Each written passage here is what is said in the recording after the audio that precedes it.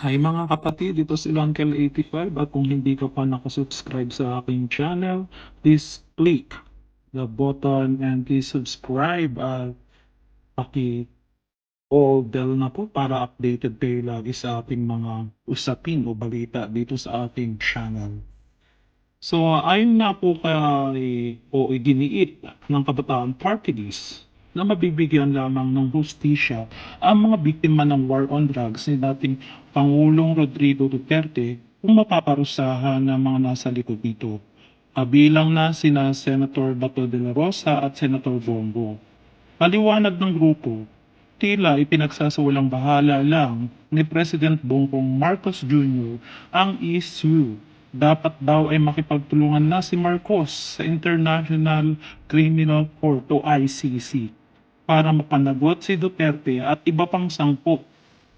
Hindi nila o ng administrasyon magawang mapanagot si Duterte mismo dahil ayaw nilang magkaroon ng pamantayan na pwede palang mapanagot ang isang dating Pangulo sa mga krimen na ginawa niya habang nasa posisyon.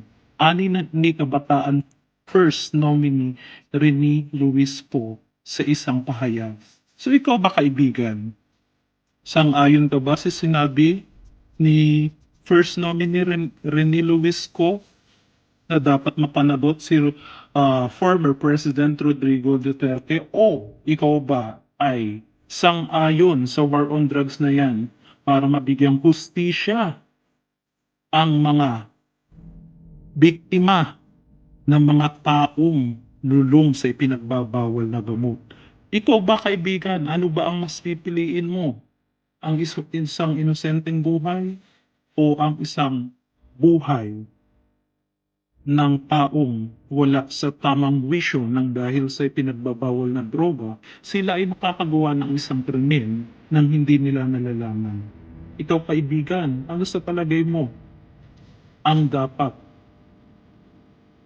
at hindi dapat gawin ng ating gobyerno? Dapat ba na iasa ito sa ICC?